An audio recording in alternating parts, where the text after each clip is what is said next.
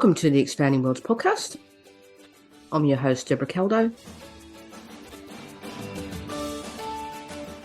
And welcome to a new series on planning the journey. In this 4-part series, I'll be exploring in a bit more depth the 4 areas, or lines as I call them, which the podcast is always focused on, which are daily living, relationships, purpose, and financial. Back in 2017, when the podcast started, it was called Journey Skills because it felt to me like I was on a journey with my daughter and that my daughter needed certain skills to navigate that journey. But that was before I had the opportunity to talk to so many incredible people and realize that it was all about expanding what we know so that we could learn from each other and support each other, hence the podcast name change. But these 4 areas have always been the basis of everything that we've done as a family to support our daughter to become more independent. So I'm starting this week with daily living.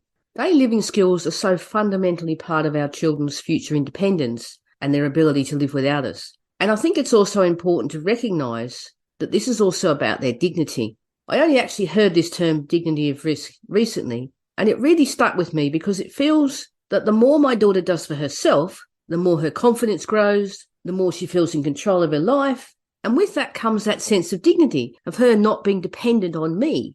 I'm sure most of you listening will recognise it when I say that my daughter hasn't always found developing these daily living skills, or life skills as some people call them, easy. They haven't necessarily come naturally to her. In contrast, I look at my older daughter and she'd learned those new skills without an awful lot of input from me. So daily living skills are something that we need to look at in terms of developing them so that our children have those opportunities for greater independence. Developing these skills is firstly great from a practical standpoint, as our young people start doing more for themselves, but often when they develop these new skills, they also get more confident and feel a greater sense of control and self-worth. These practical skills often involve problem solving and communication, and those are skills that will always help them navigate the complexities of the wider world. There's also a direct link between having these skills and each of the other lines. So daily living skills will help them when it comes to relationships, when it comes to purpose, and when it comes to finance. So when I'm talking about daily living skills, I'm talking about those skills that we use every day, like travel, food preparation, shopping, self-care, personal hygiene, that sort of thing. And it goes without saying that the daily living skills you focus on and support your young person to develop will be based on your understanding of your young person's needs. For us, it's varied as our daughter has gotten older. When she was younger, it was all about self-care, cleaning her teeth, dressing herself, that kind of thing. But as she's gotten older, the focus has moved, and the ability to be able to cook a meal for herself, to travel independently, has become the things that are important in her day-to-day life. But fundamentally, it was about looking at her life and identifying the skills that she needed to navigate through her day, her week, her year. So what are some of the ways to support our children to develop these daily living skills?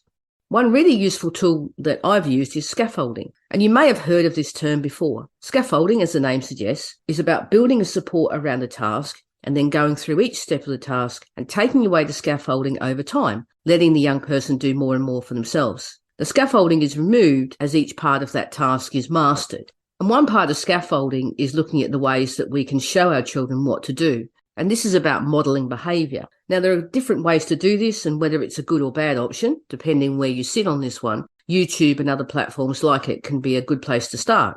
We all learn by watching others. And like many people her age, my daughter loves watching YouTube. And while some of the time it's prank videos, other times she does watch food-related shows that look at baking things and cooking things. So along the way, there's going to be some element of learning new skills when she's watching those videos. Of course, there's the obvious dangers to what our children watch online. But if this type of modelling can be harnessed in a positive way, it can be a good starting point.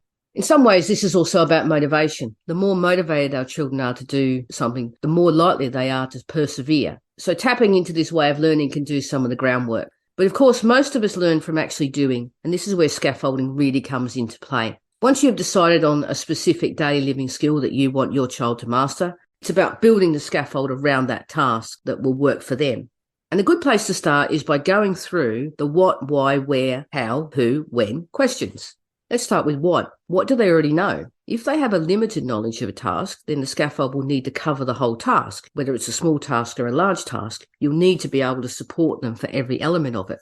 But obviously, if it's something that they know a little bit about, then the scaffolding would be less built around the task and it might only cover certain elements of the task. And then why? Why are you focusing on this task? This is about motivation. For those tasks which they find a challenge or simply don't want to do, then you have to find a way to provide a why. When it comes to cooking, I sometimes even now need to remind my daughter that this is a skill that she will need if she wants to live away from home. I won't lie, this can often be the most difficult part. And sometimes it's about staying strong and not giving in and doing things myself because it's a lot quicker and a lot easier. So it is about finding a why that works for your child. And then where? Scaffolding is about breaking a task into steps. So you'll need to identify where you want to start on a task. And that will again be based on what you know about your child. And it may not be at the beginning. So while you might assume you build a scaffold from the bottom up and remove from the top down, that may not necessarily be right for your child. It may be that they actually need to start somewhere in the middle of the task. So for example, if we look at something like washing their clothes, you might start with the actual part where they turn on the washing machine, because that's the part they can do very easily. So you would explain that by talking about which setting you put your clothes on and how you actually turn the washing machine on. And then from there, you might work back, or you might start in another place where they put their washing in their washing basket. Another example is when it comes to cooking. You might start with mixing or stirring rather than chopping, because they're more confident doing that, so you can move to the chopping stage of the recipe a bit later. So essentially, it's about working out where is the best place to start. And on to how. And how is related to how much support is needed. Giving the right amount of help at the right time is key. Not giving them enough support or showing them enough times will stop them moving forward. But at the same time, if you give them too much support and still help them when they could do it themselves, then they won't see the need to start doing more for themselves. And then who? It's important to look at who will actually be showing them a particular task or helping them learn a skill. And it doesn't have to be you every single time. Maybe you have professionals involved with your child who could do this for you, or have a friend or family member who could do it. And maybe they would take that advice from that person better than they would from you. Sometimes it's better if it's not you doing it with them. I know from my own daughter that she'd often prefer to hear from other people than from me. And we've often got the help from her sister, particularly when it comes to things like travel skills. And then finally, the when. This is about when you decide to start to remove the scaffolding. This is called fading, when you start to remove the scaffolding. And you may do this gradually. You may do it section by section, but it is about knowing when's the right time. And there's also that idea in here around learned helplessness. What we don't want to do is provide the scaffolding for too long, so they become dependent on it. Another useful tool which can help with building up daily living skills is called habit stacking. Habit stacking is stacking tasks on top of things that our children already do. This is used alongside scaffolding, as what habit stacking does is give you even more help in terms of breaking tasks down into small, manageable parts. It's also a great tool for when motivation isn't there, because you're focusing on ability here, building on what they already do in a very subtle way. And if you do it very well, they'll hardly realise they're actually doing more for themselves than they were previously. And this idea can be really useful for things like developing morning routines. For example, getting up when the alarm goes off, having breakfast. You can easily add in extra steps there, getting their own breakfast, clearing up after themselves. And each time you're getting your child to do a little bit more for themselves. And the idea behind habit stacking really is that each step just seamlessly goes in, and it almost seems like it's something that you've already always done, but you kind of don't notice that you're doing any more of it. So when it comes to cooking, for example, there are many different parts to any recipe, from the food preparation to the serving size to the cleaning up. And all of this fits into a process where they stack on top of each other. So you can add little parts in there. And one reason that habit stacking works so well is because you're not just relying on motivation. Let's be honest, many of the habits we want our children to build are not things they'll ever find particularly motivating in themselves. But making it easy and making it seem like something that's just added on to what they already do makes it much easier for them to just get on with it. And they don't start to really think about what they're doing because it just becomes something that was added on again without really being noticed. And the final idea I wanted to mention is automaticity. Automaticity is something that's performed involuntarily or unconsciously. It's sort of an ingrained habit, if you like. So my daughter's morning routine goes like this. She has an alarm, it goes off, she comes downstairs, she makes her breakfast, she has a shower, she gets dressed, and her reward is that she gets to go to her placement. And she's gotten to the point of automaticity with this. She just has a habit of doing it, and she doesn't even really think about what she's doing.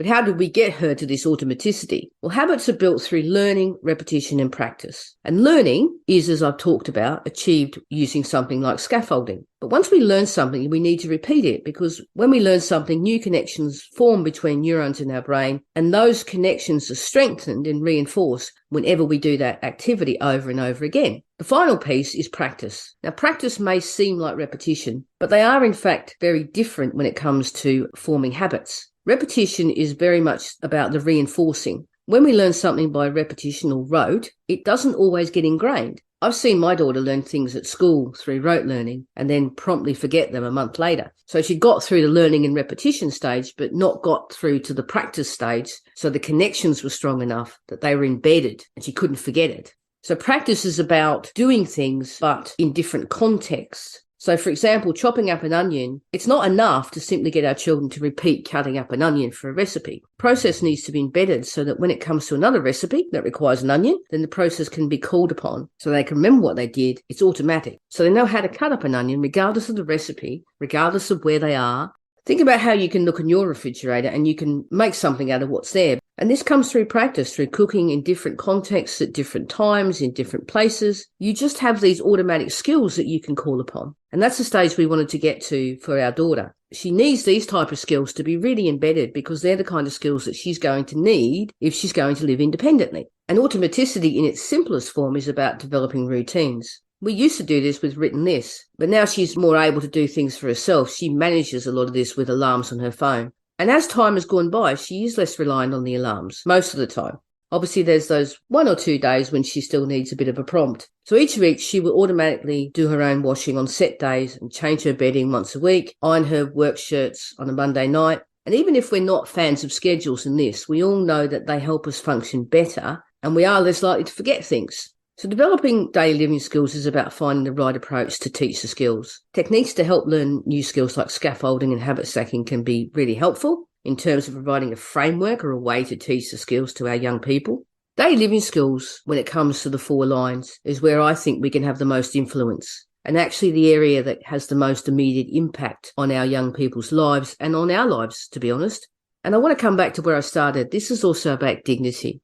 My daughter is an adult and she has the right to do more things for herself. And I feel it's my role to help her as much as I possibly can to do that.